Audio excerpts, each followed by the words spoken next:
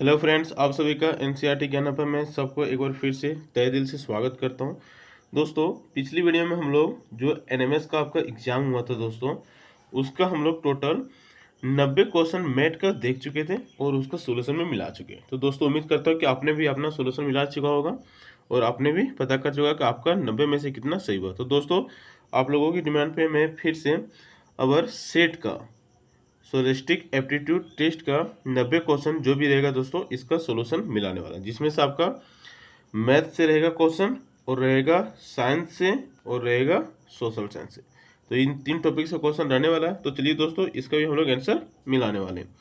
तो चलिए आते हैं पहला क्वेश्चन की ओर, जो कि भौतिकी से है। क्वेश्चन नंबर 91, क्या हो रहा है कि 50 डिग्री पर एक लोहे के बोल को 50 डिग्री पर पानी में भरा एक मग में गिराया गया, तो ऊष्मा का क्या होगा। तो दोस्तों, ऊष्मा ना लोहे के बोल से जल तक प्रभावित होगी और ना ही जल से लोहे के बोल तक। तो ऑप्शन नंबर 91 का हो जाएगा दोस्तों बी। नेक्स्ट क्वेश्चन की ओर आते हैं। क्वेश्चन नंबर 92 की ओर, क्या हो रहा है कि सूर्य से हम लोग के पास ऊष्मा खाली स्थान की प्रक्रिया द्वारा पहुंचती है। तो दोस्तों, ये विकिरण के माध्यम से पहुंचती है। तो 92 का हो जाएगा आपका option number C. Next question की ओर आते हैं। क्वेश्चन नंबर 93 की ओर, प्रयोगशाला थर्मामीटर का तापमान परास सामान्यता होता है कितना है। तो दोस्तों, जो प्रयोगशाला थर्मामीटर का तापमान होता है उसका -10 डिग्री सेल्सियस से 110 डिग्री तक सेल्सियस तक होता है। तो 93 का हो जाएगा आपका option number B. Next question आता है क्वेश्चन आपका 94 की ओर, क्या हो रहा है कि बिंब के आभासी तथा आवर्धित प्रतिबिंब खालिस्तान द्वारा बनाया जा सकता है। तो दोस्तों, बिंब के आभासी तथा आवर्धित प्रतिबिंब आपका अवतल दर्पण के द्वारा बनाया जा सकता है। तो हो जाएगा 94 का आपका option number B. Next question की बात करें क्वेश्चन 95 की ओर, क्या हो रहा है कि डेविड किसी समतल दर्पण में अपना प्रतिबिंब देख रहा है और उसका प्रतिबिंब तथा दर्पण के बीच की दूरी 4 मीटर। यदि वह दर्पण की ओर 1 मीटर आगे बढ़ता है तो डेविड तथा उसका प्रतिबिंब के बीच की दूरी कितना होगा। तो वो हो जाएगा दोस्तों आपका 6 मीटर। वो हो जाएगा आपका 95 का option number C. Next question आता है क्वेश्चन में आपका 96 की ओर, क्या हो रहा है कि पर्दे पर जिस प्रतिबिंब को उपलब्ध नहीं किया जा सकता वह क्या गलत है। तो दोस्तों, जिस प्रतिबिंब को पर्दे पर उपलब्ध नहीं किया जा सकता उसको बोला जाता है आभासी प्रतिबिंब। तो हो जाएगा 96 का आपका option number A.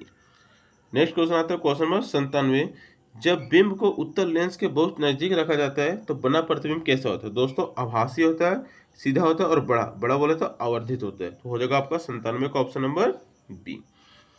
Next question आता है क्वेश्चन नंबर 98 की ओर, विद्युत धारा का चुंबकीय प्रभाव की खोज किसने की थी। तो दोस्तों, वो ऑस्टरलैंड ने की थी। तो हो जाएगा आपका 98 का option number C. Next question आते हैं क्वेश्चन नंबर 99 की ओर, विद्युत घंटी विद्युत धारा के खालिस्तान प्रभाव पर कार्य करती है। तो दोस्तों, विद्युत घंटी विद्युत धारा के चुंबकीय प्रभाव पर काम करती है। तो 99 का हो जाएगा आपका option number B. Next question number 100 की ओर आते हैं। क्या हो रहा है कि लघु पतन के समय परिपथ में विद्युत धारा क्या होता है, बहुत कम हो जाता है, परिवर्तित नहीं होता, या बहुत अधिक बढ़ जाता है, या निरंतर परिवर्तन होता है। तो दोस्तों, लघु पतन के समान मतलब कि शॉर्ट सर्किट, ठीक है। शॉर्ट सर्किट के दौरान क्या होता है कि बहुत अधिक विद्युत धारा बढ़ जाता है, ठीक है, बहुत अधिक बढ़ जाता है। तो हो जाएगा आपका 100 का ऑप्शन नंबर सी। अगले क्वेश्चन की बात करते हैं दोस्तों, क्वेश्चन नंबर 101, क्या बोला कि कौन सा चिन्ह द्वारा एक विद्युत बल्ब को प्रदर्शित किया जा सकता है। तो दोस्तों, ऑप्शन नंबर बी, इस तरह का जो रहता है आपका, ये रहता है आपका विद्युत बल्ब। अगला क्वेश्चन आता है दोस्तों क्वेश्चन नंबर आपका 102 की ओर, क्या कि भौतिक परिवर्तन में आखिर क्या होता है। तो दोस्तों, भौतिक परिवर्तन में केवल भौतिक गुणधर्मों में परिवर्तन होता है। तो जगह 102 का आपका option number D. Next question दोस्तों देखते हैं क्वेश्चन नंबर आपका 103 की ओर, क्या बोला कि निम्न में कौन एक रासायनिक परिवर्तन है। तो दोस्तों, लोहा का जंग लगना आपका रासायनिक परिवर्तन है, जिसमें प्रकृति और वस्तु दोनों चेंज होता है। तो हो जाएगा आपका दोस्तों 103 का ऑप्शन नंबर सी। अगले क्वेश्चन की बात करें दोस्तों, क्वेश्चन में आपका 104, क्या हो कि निम्न में कौन अम्ल हमारे अमाशय में अधिक परिमाण में स्रावित होने पर हमें अम्लीयता होती है। तो दोस्तों, हाइड्रोक्लोरिक अम्ल, ठीक है। तो हो जाएगा आपका 104 का option number B. Next question आता है क्वेश्चन नंबर 105 की ओर, क्या हो रहा है कि निम्न में कौन अम्ल मानव शरीर में विटामिन की भूमिका निभाता है। तो दोस्तों, एस्कॉर्बिक अम्ल हमारे शरीर में क्या करता है, विटामिन की भूमिका निभाता है। तो 105 का जगह आपका ऑप्शन नंबर सी। नेक्स्ट आता है क्वेश्चन नंबर 106 की ओर, क्या हो रहा है कि सिरका में होता है। तो सिरका में दोस्तों एसिडिक अम्ल पाया जाता है। तो 106 का हो जाएगा आपका ऑप्शन नंबर डी। नेक्स्ट की बात है क्वेश्चन नंबर 7 की ओर। क्या बोला कि बेकिंग सोडा का जलीय घोल कैसा होता है? दोस्तों बेकिंग सोडा का जलीय घोल आपका क्षारीय होता है। तो हो जाएगा आपका 107 का ऑप्शन नंबर बी। अगला क्वेश्चन की ओर आते हैं, क्वेश्चन नंबर आपका 108 की ओर। क्या हो रहा है कि यदि एक सेब को काटकर कुछ मिनट के लिए हवा में खुला छोड़ देते हैं तो इसका रंग परिवर्तन होकर कैसा था? तो दोस्तों जनरली ये लाल और भूरा होता है, लेकिन यहाँ पे दोनों ऑप्शन दिया तो दोनों ऑप्शन तो टिक हो नहीं सकता, इसलिए इसका आंसर लाल लिखे। ठीक है, 108 का हो जाएगा आपका ऑप्शन नंबर बी। अगले क्वेश्चन की आते हैं दोस्तों, क्वेश्चन में आपका 109 की ओर। क्या बोला कि रासायनिक अभिक्रिया के लिए कौन सा कथन गलत है? तो दोस्तों रासायनिक अभिक्रिया में ध्वनि उत्पन्न की जा सकती है, ये आपका मेरे ख्याल से गलत रहेगा। बाकी इस क्वेश्चन में आप लोग थोड़ा सा कंफर्मेशन कर लीजिएगा, ठीक है, लेकिन 109 का आंसर बी होना चाहिए। तो अब आता है दोस्तों अगला क्वेश्चन, क्वेश्चन नंबर आपका 110 की ओर। क्या हो रहा है कि जब मैग्नीशियम रिबन को ऑक्सीजन में जलाया जाता है तो सफेद राख निर्मित होता है। ऑक्सीजन की उपस्थिति में जब मैग्नीशियम रिबन को जलाते हैं तो क्या उत्पन्न होता है दोस्तों? सफेद राख। तो क्या हो रहा है कि राख है क्या आखिर? तो दोस्तों वो है आपका मैग्नीशियम ऑक्साइड। ठीक है, तो याद रखिएगा दोस्तों 110 का हो जाएगा आपका option number B, magnesium oxide. Next question देखते हैं, क्वेश्चन नंबर आपका 111 की ओर। क्या हो रहा है कि जब बेकिंग सोडा में सिरका मिलाया जाता है तब कौन सी गैस मुक्त होती है? तो दोस्तों जब बेकिंग सोडा में सिरका अगर मिलाएगा तो उसमें से गैस उत्पन्न होती है, उसका नाम होता है कार्बन डाइऑक्साइड, CO2 गैस। ठीक है, ये होता है उसमें 6P।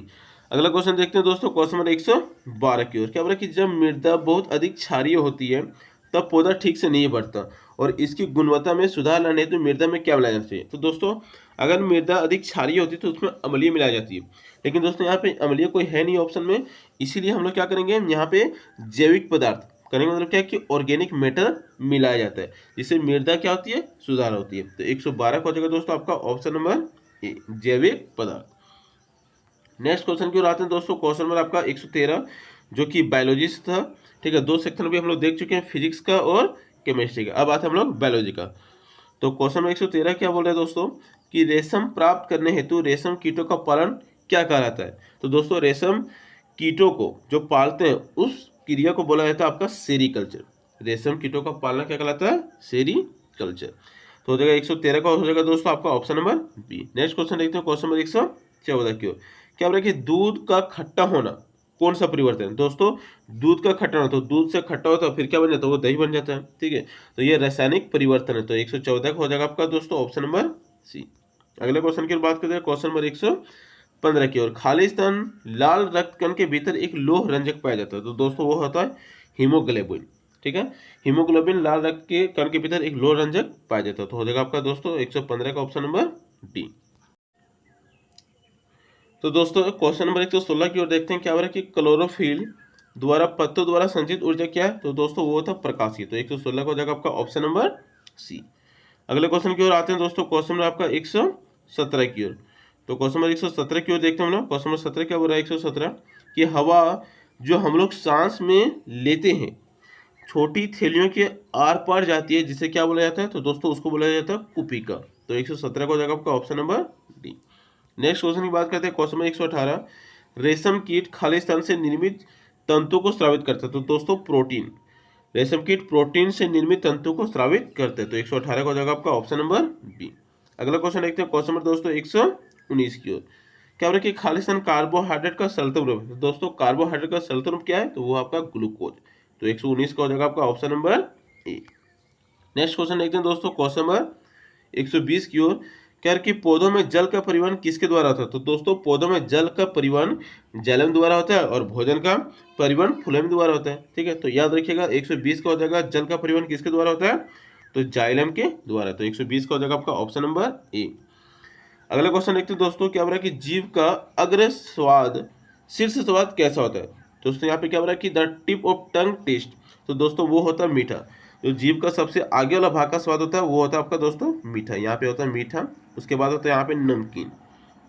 अगला क्वेश्चन की बात है दोस्तों, क्वेश्चन नंबर 122 की ओर। क्या बोला कि वसा का पूर्ण पाचन खालिस्तान द्वारा था? तो दोस्तों वसा का जो पूर्ण पाचन वो छोटी आंत के द्वारा किया जाता है। तो 122 को हो जाएगा आपका ऑप्शन नंबर बी। अगला क्वेश्चन देखते हैं दोस्तों, क्वेश्चन नंबर 123 की ओर।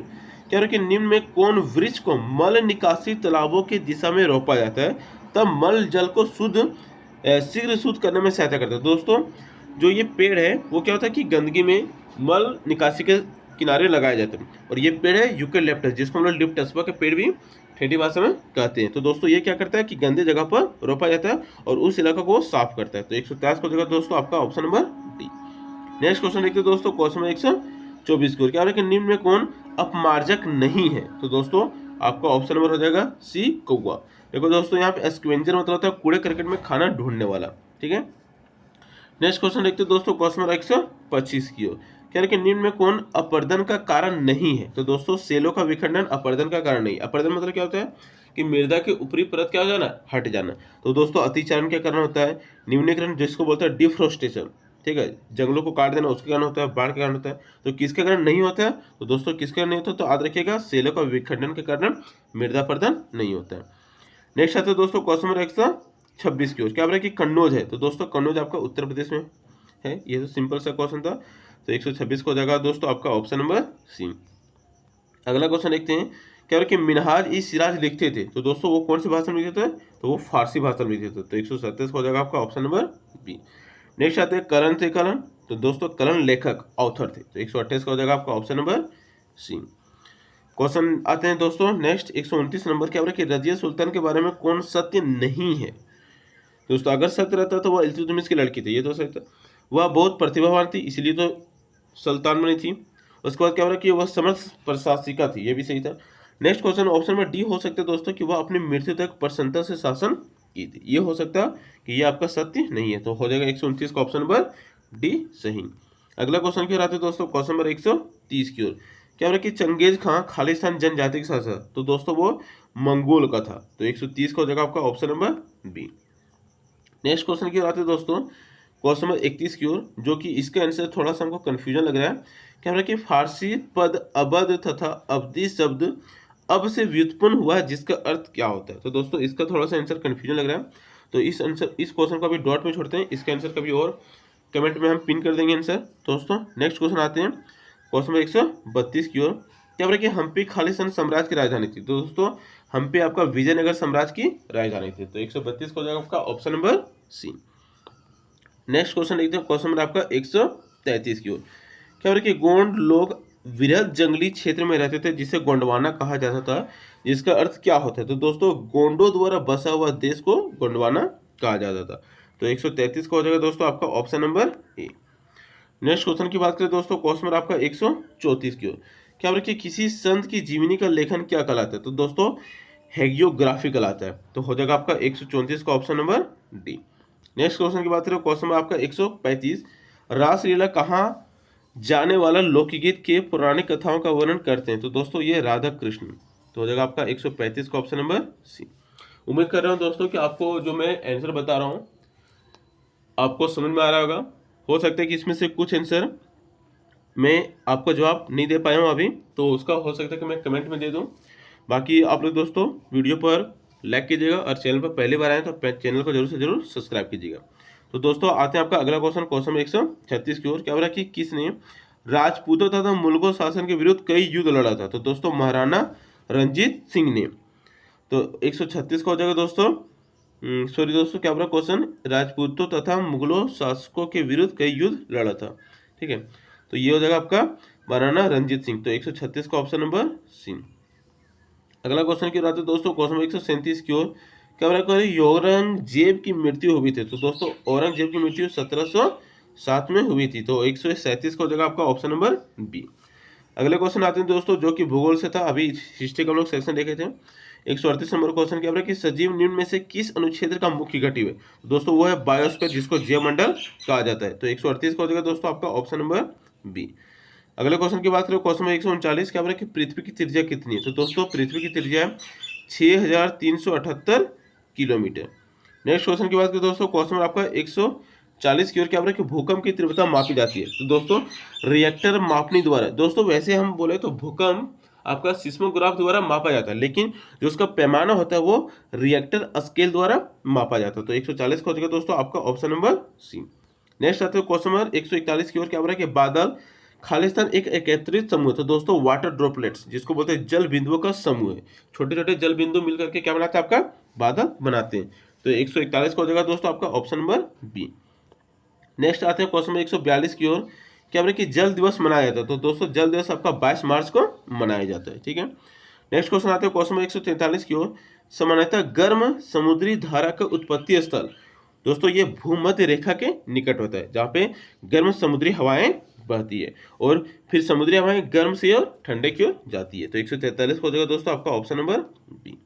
नेक्स्ट आता है आपका दोस्तों क्वेश्चन नंबर 144 की ओर।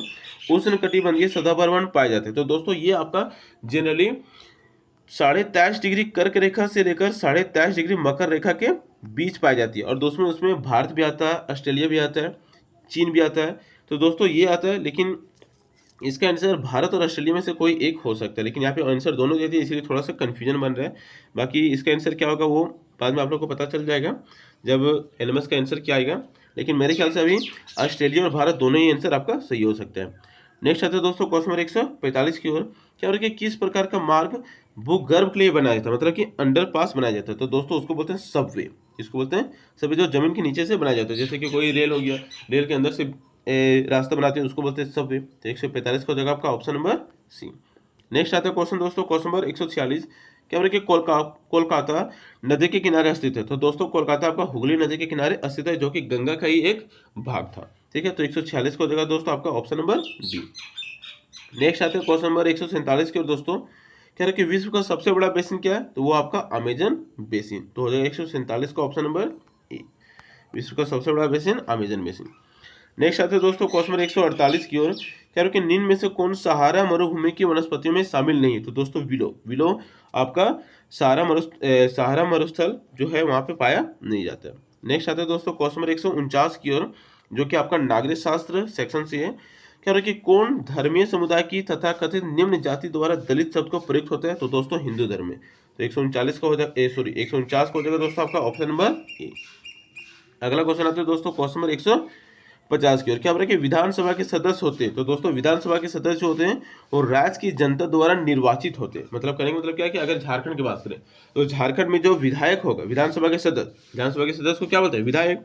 तो विधायक क्या होते हैं? राज्य की जनता के द्वारा निर्वाचित हुए थे। तो 150 को हो जाएगा दोस्तों आपका ऑप्शन नंबर बी। अगला क्वेश्चन आता है दोस्तों क्वेश्चन नंबर 151 की ओर। किसी राज्य का बहुसंख्यक शासक दल के मुख्य कौन होता है? तो दोस्तों कोई भी राज्य का जो बहुसंख्यक मेजोरिटी रूलिंग पार्टी जो होता है उसका जो मुखिया होता है वो होता है मुख्यमंत्री, और देश की बात करेगा तो प्रधानमंत्री। तो 151 का हो जाएगा दोस्तों आपका ऑप्शन नंबर सी। दोस्तों यहाँ पे चिड़िया का थोड़ा सा आवाज़, सुबह सुबह का मौसम है इसलिए चहचहाट ज़्यादा आ रहा है। अगर आप लोग को समझने में कोई दिक्कत होगा तो थोड़ा वीडियो को ध्यान से सुनिएगा। अब आते हैं दोस्तों क्वेश्चन नंबर 152 की ओर। क्या बोला कि झारखंड के वर्तमान राज्यपाल कौन है? तो दोस्तों झारखंड के जो वर्तमान राज्यपाल है वो आपका संतोष गंगवार। तो हो जाएगा 152 का ऑप्शन नंबर बी। अगला क्वेश्चन आता है दोस्तों क्वेश्चन नंबर 153 की ओर। क्या बोला कि सार्वभौमिक वयस्क मताधिकार सभी खालिस्तान के लिए अति आवश्यक है? तो सभी लोकतंत्र के लिए अति आवश्यक है सार्वभौमिक वयस्क मताधिकार, जिसमें से सभी नागरिकों को मत देने का अधिकार प्राप्त होता है। तो 153 को देगा आपका दोस्तों ऑप्शन नंबर ए। अगला क्वेश्चन आता है दोस्तों क्वेश्चन नंबर 154 की ओर। क्या बोला कि खालिस्तान हमारे संविधान का एक महत्वपूर्ण सिद्धांत है? तो दोस्तों समानता हमारे संविधान का एक महत्वपूर्ण सिद्धांत है। इसके अलावा विविधता तो है नहीं, भेदभाव भी नहीं है, संप्रदायवाद नहीं है। तो 154 को देगा आपका दोस्तों option number C. Next question देखते हैं दोस्तों क्वेश्चन नंबर 155। क्या बोला कि झारखंड के मुख्य न्यायाधीश कौन है? तो दोस्तों वो है MS रामचंद्र राव, और जो प्रथम थे वो थे आपका राजीव कुमार। ठीक है, तो याद रखिएगा 155 का हो जाएगा दोस्तों आपका option number A. Next question देखते हैं दोस्तों क्वेश्चन नंबर 156। लक्ष्मी लकड़ा पेशे से क्या है? तो दोस्तों ये एक रेल इंजन ड्राइवर है जो कि महिला थी, भारत की पहली महिला रेल इंजन ड्राइवर। तो 156 का हो जाएगा दोस्तों आपका option number B. Next question देखते हैं क्वेश्चन नंबर 157 की ओर। झारखंड के वर्तमान शिक्षा मंत्री कौन है? तो दोस्तों ये तो और आसान था, आपका रामदास सोरेन। नेक्स्ट क्वेश्चन आते हैं दोस्तों क्वेश्चन नंबर 158। क्या बोला कि हमारे देश में 26 जनवरी के रूप में मनाया जाता है? तो दोस्तों ये तो पता है आपका 26 जनवरी गणतंत्र दिवस के रूप में हम लोग मनाते हैं। अगला क्वेश्चन देखते हैं दोस्तों क्वेश्चन नंबर 159 की ओर। झारखंड के प्रथम मुख्यमंत्री कौन थे? तो ये थे बाबूलाल मरांडी। अगले क्वेश्चन की बात करें दोस्तों क्वेश्चन नंबर 160, जो कि आपका SST का लास्ट क्वेश्चन है। भारत का प्रथम नागरिक कौन होता है? तो दोस्तों वो होता है आपका राष्ट्रपति, भारत का प्रथम नागरिक कहलाता है। तो दोस्तों ये था आपका SST और साइंस का 60 क्वेश्चन, 30 SST का और 30 साइंस का। तो दोस्तों अब आते हैं हम लोग नेक्स्ट मैथ्स का सेक्शन का दोस्तों, जो कि यहाँ पे सॉल्यूशन आपको मैं बताने का प्रयास करूंगा, आप लोग थोड़ा सा समझने का प्रयास कीजिएगा। क्या बोला कि रविवार को श्रीनगर का तापमान -5 था, चलिए -5 लिख दिए। उसके बाद क्या बोला कि सोमवार को तापमान 2 डिग्री कम हो गया, तो -5 और 2 और कम हो गया, तो -7 हो गया। अब क्या बोला कि मंगलवार को तापमान 4 डिग्री बढ़ गया, तो +4 गया। तो दोस्तों -2 -2 और -5 जोड़िएगा तो -7 हो जाएगा, और इसमें से +4 बढ़ रहा था तो बचेगा -3, जो हो जाएगा आपका 161 का बी नंबर ऑप्शन। अगले क्वेश्चन आते हैं दोस्तों क्वेश्चन नंबर 162 की ओर। क्या बोला कि किसी परीक्षा में 15 प्रश्न है, ठीक है, और सही के लिए 4 अंक सही के लिए आपको 4 अंक मिलेगा और गलत के लिए 2 अंक। अब क्या बोला कि राधिका सभी प्रश्नों को हल करती है, ठीक है। अब क्या उसमें से 9 सही है, तो दोस्तों 9 सही, तो 9 चौक 36 नंबर मिल गया। यहाँ पे देखिए किनारे किनारे में मैंने सोल्यूशन थोड़ा सा बनाया है, तो 36 नंबर आपका मिल गया। और क्या हुआ कि टोटल 15 अटेम्प्ट की थी, तो 9 अगर सही है तो 6 गलत होगा, तो 6 गलत होगा तो 2 नंबर कट गया, 2 के हिसाब से 6 दूनी 12 नंबर कट गया। अब 36 सही हुआ और 12 गलत, तो बचा कितना नंबर 24, तो हो जाएगा आपका 162 का ऑप्शन नंबर डी। अगला क्वेश्चन देखते हैं दोस्तों क्वेश्चन नंबर 163 की ओर। क्या बोला कि लतिका अपने बगीचे में 6 पौधे के कर्मिक लगाती है, तो 6 पौधे, एक यहाँ पे होगा, 2 3 4 5 6, ये 6 पौधा गया, और प्रत्येक पौधा के बीच की दूरी है 2/3 मीटर, तो यहाँ भी 2/3, यहाँ भी 2/3, यहाँ भी 3। तो दोस्तों कितना भाग हो गया, 1 भाग, 2 भाग, 3 भाग, 4 भाग, 5 भाग। तो क्या किया, 2/3 को 5 बार जोड़ दो, तो 2/3 गुने 5 हो जाएगा, तो 5 दूनी 10/3।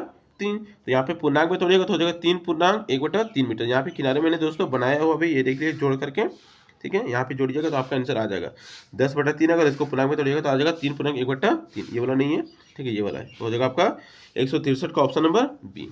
अगला क्वेश्चन आते हैं दोस्तों क्वेश्चन नंबर 164 की ओर। दोस्तों यहाँ पे इसका सोल्यूशन अगर देखिएगा तो इसको सोल्यूशन करने पर जैसे -3/7 और 4/5 को जोड़िएगा तो आ जाएगा, यहाँ पे देखिए सोल्यूशन इतना, और इसको करने पर आएगा आपका 13/35, और ये 40/10। अगर दोनों को कैलकुलेशन कीजिएगा तो आ जाएगा आपका 104/161। और दोस्तों यहाँ पे बोला था व्युत्क्रम, उसको उल्टा करना था, तो हो जाएगा 161/104, जो कि हो जाएगा आपका दोस्तों आपका ऑप्शन नंबर सी, ठीक है, 164 का हो जाएगा आपका option number C. Next question देखते हैं दोस्तों क्वेश्चन नंबर 165 की ओर। दोस्तों ये तो सिंपल सा क्वेश्चन था, केवल आपको क्या करना था, इसको मान को लिखना था, तो यहाँ पे ऑप्शन नंबर सी सही हो जाएगा। 5 × 10⁻6, यहाँ पे देख लीजिए 5 के बाद 6 अंक होगा, क्योंकि देखिए यहाँ पे इकाई, दाई, सैकड़ा, हजार, 10,000, लाख, तो यहाँ पे 10⁻6 यहाँ पे हो जाएगा। कहने का मतलब क्या कि 5 लिखने के बाद 5 के बाद जितना डिजिट होगा उतना 10 का पावर हो जाएगा, तो ऑप्शन नंबर सी सही होगा। नेक्स्ट आता है दोस्तों क्वेश्चन नंबर 166 की ओर। दोस्तों ये क्वेश्चन बहुत ही आसान रहता है। कह रहे कि बिजली का खंभा एक 28 मीटर ऊंचा है और उसकी छाया बन रहा है 16, तो देखिए एक तरफ लिखिएगा 28, एक तरफ लिखिएगा 16, ठीक है। यहाँ पे लिख दिए ऊंचाई और यहाँ पे लिख दिए छाया, तो यहाँ पे ऊंचाई में क्या हो गया कितना 28 और छाया में हो गया आपका 16। इस तरह से 2 कॉलम बना लीजिएगा। अब क्या हो रहा है कि समान स्थितियों में उस पेड़ की ऊंचाई ज्ञात करो जिसकी छाया 12, तो दोस्तों छाया आ गया आपका कितना 12, तो दोस्तों 16 से छाया आया 12, तो कितना गुना जाता है, तो दोस्तों 16 से 12 आपका 3/4 गुना ज़्यादा है छाया। तो क्या करेंगे हम लोग ऊंचाई में भी 3/4 गुना कर देंगे, तो 28 गुने 3/4, तो दोस्तों 4 से भागा दीजिएगा 28 को 7 और में, तो 27 आ जाएगा, जो कि आपका ऑप्शन नंबर हो जाएगा डी। अब सवाल उठता है किसी के मन में कि 3/4 कैसा है, कहने मतलब क्या है कि हम लोग क्या कर दिए 12 को भागा दे दिए 16 से, ठीक है, क्योंकि छाया 16 था पहले, हो गया कितना आपका 12, तो क्या करेंगे 12 को भागा देंगे 16 से, तो देखिए 4 × 12 और 4 × 16, तो 3/4 यहाँ से है, तो जितना 3/4 गुना ज़्यादा था इसलिए वहाँ पे 3/4 गुना हम लोग कर दिए ऊंचाई में भी, तो हो जाएगा आपका 166 का ऑप्शन नंबर डी। अगर इसको समझना अच्छे से दोस्तों तो कमेंट कीजिएगा, मैं बोर्ड पर इसका अलग से आंसर बना दूंगा। नेक्स्ट आया था दोस्तों क्वेश्चन नंबर 167 की ओर। ये भी क्वेश्चन आसान था दोस्तों, ये M1 D1 का फॉर्मूला था उससे बना था। कह रहे कि 45 श्रमिक एक तालाब को 21 दिन में खोदने में लगाते हैं, तो हो जाएगा 45 × 21 और बराबर देना है। फिर क्या हो रहा है कि 35 दिन में खोदने में कितना लगेगा, तो 35 × श्रमिक की संख्या तो मान लेते हैं इसको मेन। अब दोस्तों इसको काटेगा तो 7 × 5 = 35 और 7 × 3 = 21 और 5 से काटेगा 45 को तो 9 बार में, तो हो जाएगा 9 × 3 = 27 सही आंसर, जो कि हो जाएगा आपका 167 का बी। अब आता है दोस्तों अगला क्वेश्चन नंबर 168 की ओर। ये भी थोड़ा सा आसान क्वेश्चन था दोस्तों। क्या हो रहा है कि चौक में कैल्शियम, कार्बन, ऑक्सीजन का मात्रा इतना दिया हुआ। अब क्या हो रहा है कि चौक में कार्बन के प्रतिशत क्या होगा, तो दोस्तों कार्बन कितना आपका 3 है, तो 3 हो जाएगा ऊपर, और अगर टोटल जोड़िएगा तो 10 3 13 और 12 कितना हो जाएगा आपका 25 हो जाएगा। 10 3 13, 13 और 12 25, और गुणने क्या कर जाएगा 100 से मल्टीपल, तो 25 हो गया 100 हो जाएगा, और 4 3 12, तो 12% हो जाएगा आपका कार्बन की मात्रा। 168 का सी। दोस्तों अगर समझने में प्रॉब्लम हो रहा होगा तो प्लीज़ वीडियो को दोबारा सही से सुनिएगा और देखिएगा, समझने का प्रयास कीजिएगा, और इसके बावजूद अगर समझ में नहीं आ रहा है तो दोस्तों कमेंट कीजिएगा, मैं इसके लिए अलग से वीडियो बोर्ड पे आप लोग को सोल्यूशन दे दूंगा। नेक्स्ट आते हैं दोस्तों क्वेश्चन नंबर आपका 169 की ओर। ये तो और आसान था दोस्तों, क्या बोल रहा है कि कितने वर्ष में 2500 रुपये का साधन ब्याज 33 हो जाएगा। तो दोस्तों 33 हो गया आपका मिश्रधन और 25 हो गया मूलधन। तो मिश्रधन और मूलधन घटाइएगा तो आ जाएगा दोस्तों आपका लगभग कितना 800 आ जाएगा, जो कि साधारण ब्याज था। और दोस्तों यहाँ पे पूछा था समय, तो समय का फॉर्मूला क्या होता है, तो साधारण ब्याज गुने 100 बटा मूलधन। तो मूलधन हो गया 2500 और गुने हो गया रेट हो गया 8।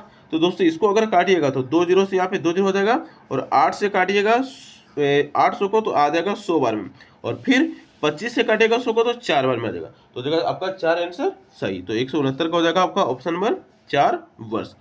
अब बताए दोस्तों 170 नंबर क्वेश्चन, क्या बोला कि एक आयताकार टेबल की लंबाई उसकी चौड़ाई की 6 गुने से 3 ज़्यादा। तो दोस्तों अगर चौड़ाई को x मानिएगा, आपका चौड़ाई क्या हो गया x, तो लंबाई हो जाएगा दोस्तों 3 गुना था तो 3x माइनस का 6 हो जाएगा। ठीक है, चौड़ाई हो जाएगा x और लंबाई हो जाएगा 3x माइनस का 6।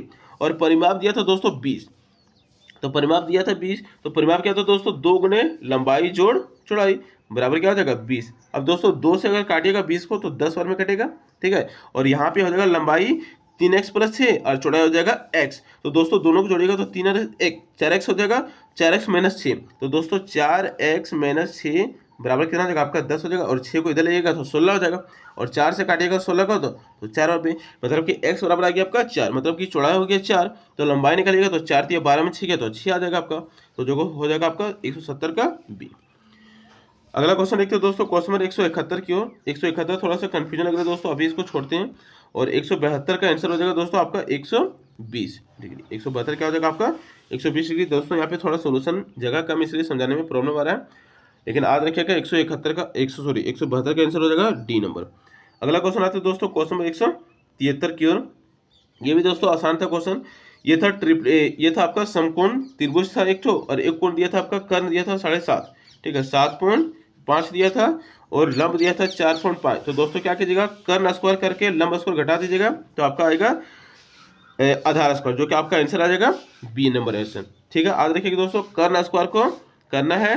ठीक है, कर्ण स्क्वायर का कर लेना है और लंब स्क्वायर घटा देना स्क्वायर करके, उसका जो रूट वैल्यू आएगा वो आ जाएगा आपका 6 के बराबर। ठीक है, अब अगला क्वेश्चन देखते हैं दोस्तों क्वेश्चन नंबर 174 की ओर।